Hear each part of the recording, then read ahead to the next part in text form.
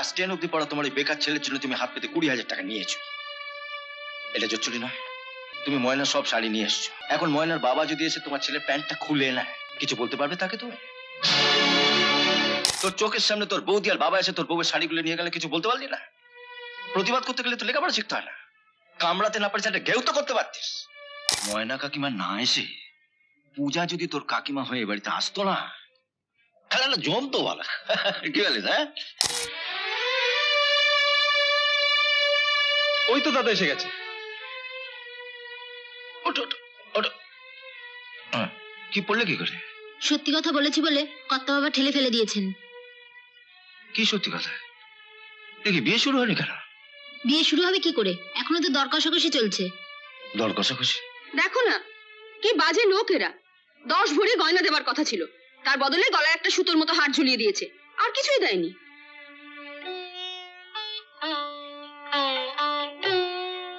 দেয়নি দেবে? নিশ্চয়ই কোনো অসুবিধা আছে, এর জন্য বিয়ে আটকাবে কেন? ওর গা থেকে আগে হাত সরাও, ও এবাড়ির ঝি। ঝি? তাই নাকি? বাহ, গায়ের ঝিরা দেখছি শহরের রং চংমাকা বলতে থেকে বেশি সুন্দরী। ইস, আগে জানলে তোমার মতো ভদ্রলোকের মেয়েকে কে বিয়ে করতো? গায়ে এসে একটা সুন্দরী ঝি বিয়ে করতাম। তুমি ব্যাপারটা যতই হালকা করার চেষ্টা করো, গয়না না পেলে আমরা কিন্তু বিয়ে শুরু করবো না। চুপ করো। কেন চুপ করবো? আমার বিয়ের সময় তো তোমার বাবা নগদ 30,000 টাকা আর 30 ভরি গয়না নিয়েছিলেন, তাহলে বাড়ি গিয়ে ওগুলো বাবাকে ফেরত দিয়ে দিও। এখনো যদি চুপ না করো তাহলে টাকার গয়নার সঙ্গে তোমাকে তোমার বাবার কাছে তুলে দিয়ে আসবো। কি এত বড় কথা? বাবা আপনি চুপ করে আছেন কেন, কিছু বলবেন না? বাবা, তোমার যদি কিছু বলার থেকে কলকাতা গিয়ে বলবে। গায়ের লোকরা শহরের লোককে ভক্তি করে, শ্রদ্ধা করে, এদের কাছে নিজেকে ছোট করে দিও না। গয়নাটা তাহলে? গয়না গয়না গয়না এমন ভাব দেখাচ্ছে যেন ওই কটা গয়না না পেলে তোমার বাড়িতে হাঁড়ি চলবে না। মন্ত্র পড়া শুরু করো। থাক থাক থাক। হঠাৎ প্রণাম করলে যে? প্রণাম নয়, মাথা নোয়ালাম। গ্রাম মাথা নোয়ালো শহরের কাছে, আমি তো সহসা কারো কাছে মাথা নোয়াই না। কি নাম তোমার? পূজা। কেন বলবো? যে আমাদের ঠকিয়েছে তার সঙ্গে আমাদের কোনো সম্পর্ক নেই। মেয়ের বাড়ি থেকে তাহলে বৌভাতে কেউ আসবে না? না। মেয়েটির কথা তাহলে একবার ভাববে না? ওর বাবাই যখন ওর কথা ভাবেনি, আমরা কেন ভাবতে যাব? ময়না এখন ও বাড়ির মেয়ে নয় বাবা, আমাদের বাড়ির বউ। ওর সুখ দুঃখের কথা আমাদেরই ভাবতে হবে। আমাদের হাতে এত সময় নেই যে ওই রকম একটা ভিখিরির মেয়ের কথা ভাব। ভিখিরি? তাছাড়া আবার কি? তুমি কখনো ভিখিরি দেখেছো? কেন দেখবো না? রাস্তায় বেরোলে অনেক ভিখিরি দেখা যায়। ওরা কিভাবে ভিক্ষে চায় বলো তো? কিভাবে আবার? এইভাবে? হ্যাঁ, আমিও ভিখিরিদের ঠিক এইভাবে হাত পাততে দেখেছি। চলে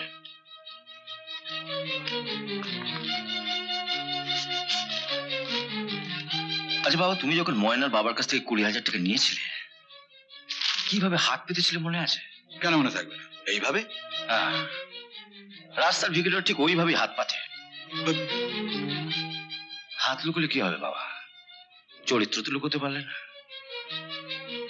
শুধু তুমি একা নও বাবা, আমাদের দেশে বেশিরভাগ ছেলের বাবাই যতই ভদ্রলোকের পোশাক পরুক না কেন, ছেলের বিয়ে দেওয়ার সময় কিনা যেন ভিখিরি ভিখিরি হয়ে যায়।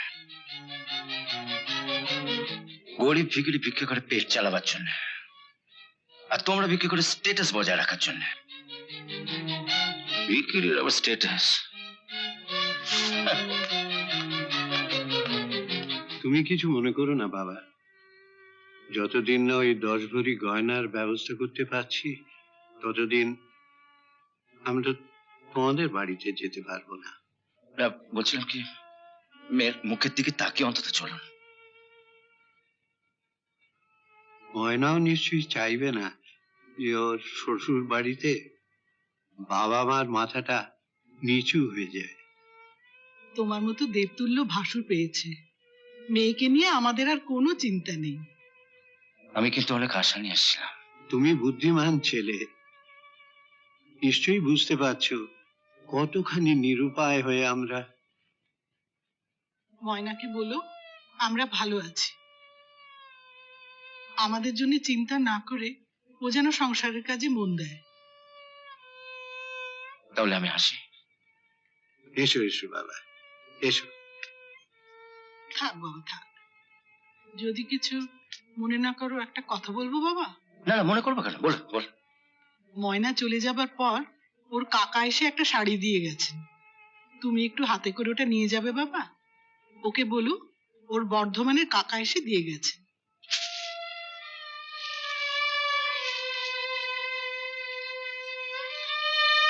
আর সিল্ক, বাহ সুন্দর শাড়িটা তো। যাও ময়নাকে দিয়েছো, বল ওর বর্ধমানের কাকা ওকে দিয়েছে।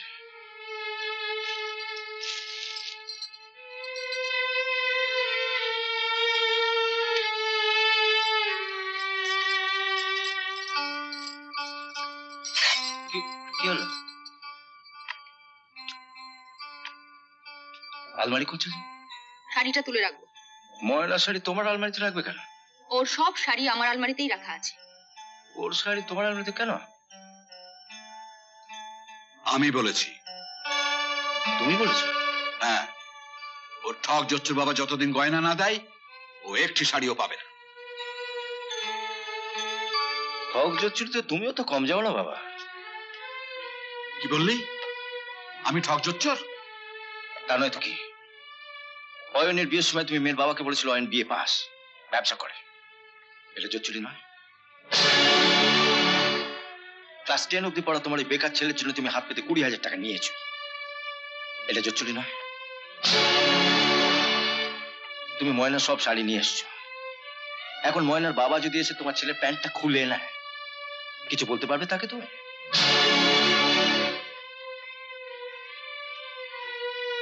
দাও শাড়িগুলো দাও। ওদিকে কি দেখছো? শাড়িগুলো দাও। আর শত্রু বিভীষণ, দিয়ে দাও শাড়িগুলো। দাঁড়াও। তোমার বড় বৌমাকে যখন শাড়ি দেবার এতই শখ, তখন ও বাড়ি থেকে জোচ্চুরি করে যে 20,000 টাকা এনেছো, সেখান থেকে কিছু নিয়ে 2-1টা শাড়ি কিনে দিও। এতে তোমার বিভীষণ পুত্র খুশি হবে।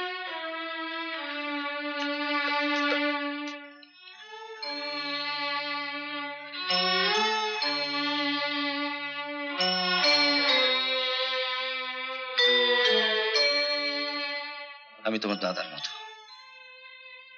আমাকে দেখে ঘুমটা দিতে হবে না।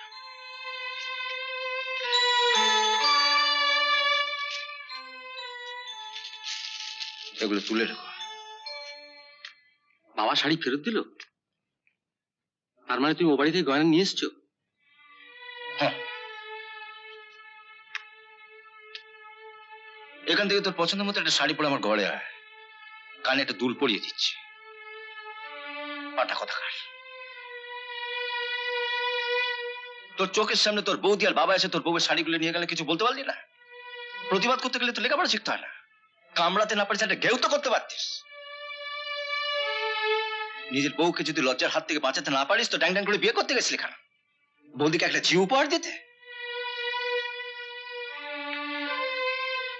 ছাগল কোথাকার। দাঁড়া দাঁড়া দাঁড়া, ব্যাপারটা ভালো করে বুঝে নি। অয়ন তোমাকে ঘর থেকে বেরিয়ে যেতে বলেছে? হয়তো অয়নকে ডেকে জিজ্ঞাসা করো না। ওর আর ময়নার সামনে মেজো ঠাকুরপো আমাকে ঘর থেকে বেরিয়ে যেতে বললো। ডাকো ডাকো, জয়নকে ডাকো ডাকো ডাকো। ও যদি এসে বলে তোমাকে ঘর থেকে বেরিয়ে যেতে বলেছে, তাহলে খুব আচ্ছা করে দেবে কিন্তু। দেখো, আমি এখনই জয়নকে ডেকে দেখো, আনছি। দেখো। কিরে গুড্ডু, কি বুঝলি? হ্যাঁ, মাসির পাতাম।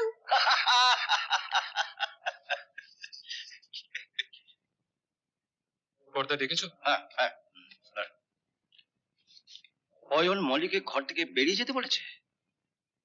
না না, আমি জানতে চাই ঘটনাটা সত্যি কিনা। হ্যাঁ সত্যি। দেখলে তো, এবার মেজো ঠাকুরপোকে ডাকবো? না না, ওকে ডাকতে হবে না, যা করবে চয়ন করবে। নে, চল, চল, নে, নে। ওই 20 টাকার মিষ্টি সামনের দোকান থেকে এনে অয়নকে খাইয়ে দিয়ে যা যা যা। কাকে? অয়নকে।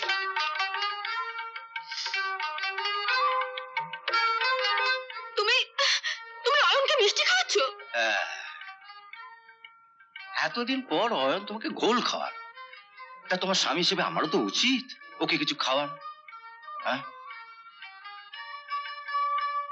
মা তুমি বাবার বাড়ি চলে যাও। কি তবে রে বদমাশ?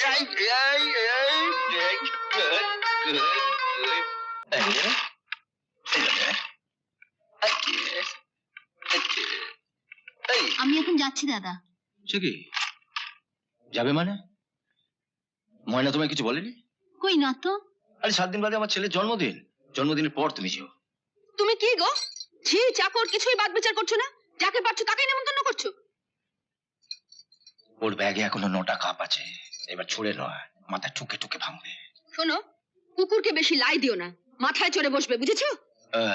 আরে মাথা তো আমার একটা, সেখানে জায়গা কই? আগে ভাগেই তো একটা কুকুর সেখানে উঠে বসে আছে। কি বললে? আমি আমি কুকুর? তো ও যদি কুকুর হয় তুমিও তাই, তবে ঠিক এই যে তফাৎ। আমি আর এক মুহূর্তে বাড়িতে থাকবো না, আমি এখনই বাপের বাড়ি চলে যাব। মা যদি বলে যাবে যাও, যাও না কেন? তুই থাম, যেমন বাপ তার তেমনি ছেলে। আমি তো বাড়িতে বলে আসিনি, কর্তা বাবা বড় মা ওরা সব চিন্তা করবে। আরে ঠিক আছে, আমি নকুল কাকে বলে দিচ্ছি। নকুল কাকা, এই তো নকুল কাকা, চলো চলো। তো নকুল কাকা, তুমি পূজার বাড়িতে বলবো 7 দিন বাদে ফিরবে। আমি না ফিরলে কর্তা বাবা খুব রাগ করবে, তাই না নকুল কাকা? তুমি আমাকে নিয়ে চলো। না না, তুমি থাকো থাকো থাকো থাকো, আরে তুমি ও থাকো। যখন যেতে চাইছে ওকে যেতেই দাও না। না না, দাদা, আরে ও বেচার কত দূর থেকে 10টা কাপ ভাঙবে বলে বয়ে এনেছে। আরে সবে তো একটা ভাঙলো, আর 9টা ভাঙো, তারপরে তো যাবে। ও আমাকে অপমান করেছে আর তুমি? কষ্ট হলো না? খুব কষ্ট হলো। আর তুমি যাদের উঠতে বসতে অপমান করো তাদেরও ঠিক এমনি কষ্ট হয়।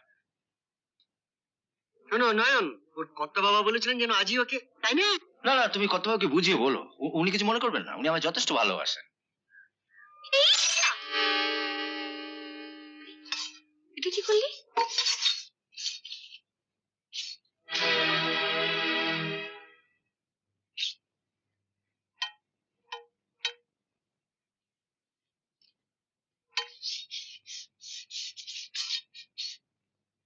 এটা কি হলো? দুটো হলো, থলেতে আরো 8টা আছে। তুমি কি 8টা কাপও ভাঙবে নাকি? হ্যাঁ, সময় বুঝে একটা একটা করে। ও কি হলো? দরদ দেখিয়ে তো 7 দিনের জন্য রেখে দিয়েছো, এখন দেখো। পূজা, পুরুষ মানুষ হয়ে আপনি মেয়েদের ঝগড়ার মধ্যে আসবেন না দাদা। উনি ভাঙার জন্য 10 টাকা মানতে বলেছিলেন, ওনার কথা মতোই আমি একটা একটা করে ভাঙছি। না বল, ভুল হয়ে গেছে। কাকে বলবো? ওই ঝিটাকে? কি আজে বাজে বকছো? কিচ্ছু আজে বাজে বকিনি, ঝিকে ঝি বলেছি। পূজা, যেমন কাপ ভাঙছো ভেঙে যাও, আর পড়লে এর মাথা তো একটা ভেঙো, বাড়ির কোনো পুলিশ আপত্তি করবে না। যা তোর ঘরে যা, যা যা।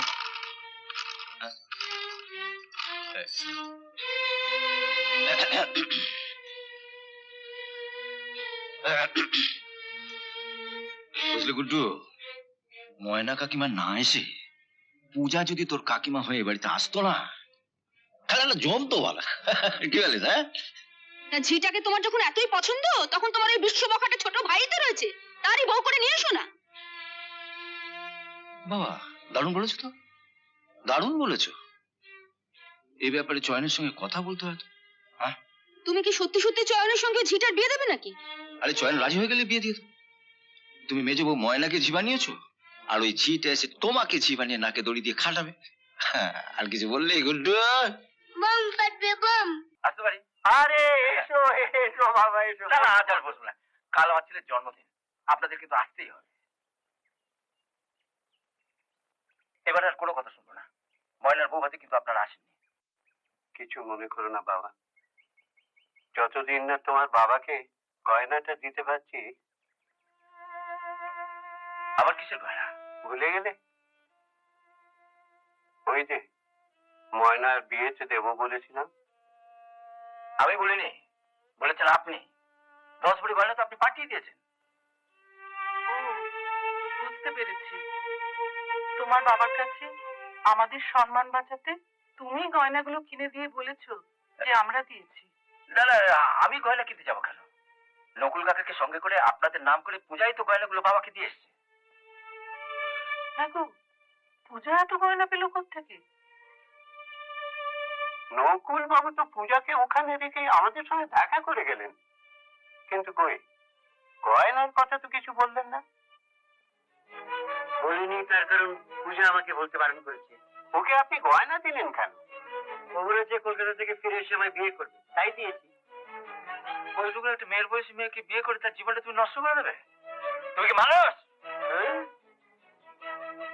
মানুষ বলেই তো এই বয়সে ঘর বাঁধার স্বপ্ন দেখছি।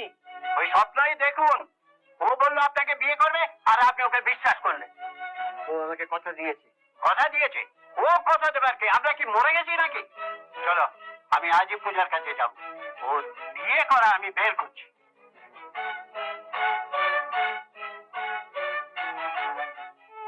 যা হওয়ার হয়ে গেছে। আমি নকুল কাকার সঙ্গে কথা বলে নেবো। এরা যখন এসে গেছে না, আজই চয়নের সঙ্গে পূজার বিয়ে ব্যাপারটা পাকা করে। কি বলছিস পাগলের মতো? মানে যে একটা ঝিয়ের সঙ্গে? বাবা, বিয়ের আগে সব মেয়ে ঘরের মেয়েই থাকে। বিয়ের পরে শ্বশুর বাড়িতে এসে তোমার মতো শ্বশুর আর এই বড় বৌদির মতো দজ্জাল মহিলার পাল্লায় পড়ে সে বাড়ির কাজের মেয়ে হয়ে যায়। তখন আর বাইরে থেকে দেখলে বোঝার উপায় থাকে না যে কে কাজের মেয়ে আর কে ঘরের মেয়ে। ঠিক আছে, সবই তো বুঝলাম, কিন্তু নগদ আর গয়না কি হবে? মেজ বউয়ের গয়না তো 2 মাস বাদে পেলাম। পূজার বিয়ের গয়না তুমি বিয়ের দিনই পাবে। আমি কিন্তু একটা গয়নাও দিতে পারবো না বলে দিলাম। যা, গয়নাগুলো জলে ভিজিয়ে রোজ 1 গ্লাস করে সোনা ভেজানো জল খাও। গয়না শুধু তোমার একারই আছে। তোমার বাপ দুনিয়া সব গয়না কিনে রেখে দিয়েছে। পৃথিবীতে কোথাও গয়না পাওয়া যাচ্ছে না। আর নগদের কি হবে? আজ ব্যাংক বন্ধ। কালই আমি নগদ তোমাকে 25,000 টাকা তুলে দেবো। মেজ বউয়ের থেকে 5,000 টাকা বেশি। খুশি তো? আমি বলছিলাম কি, না না, আপনি চিন্তা করবেন না। আমি পূজার দাদা। দেনা পাওনার ব্যাপারে আমি পাত্রের বাবা নিবারণ চক্রবর্তীর সঙ্গে কথা বলে নেবো। গয়না দিতে হবে না, কমসে কম একটা উলু দাও, এতে তো পয়সা লাগে না।